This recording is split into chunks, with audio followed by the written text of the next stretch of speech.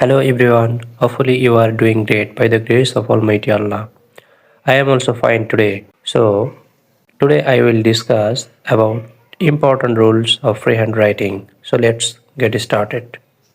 I am plus something. He, she, it plus is.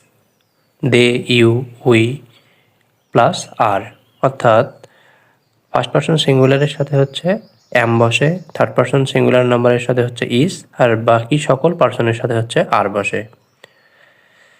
যেমন কয়েকটি উদাহরণ এখানে দেওয়া হয়েছে: I am a teacher, I am a boy, I am a girl, বা এরকম যে কোনো কিছু হতে পারে, I am a student. Okay, দ্বিতীয় নম্বরে দেখেন, he is a doctor, he is a pilot, he is a nurse ইত্যাদি। It is a table, you are a student.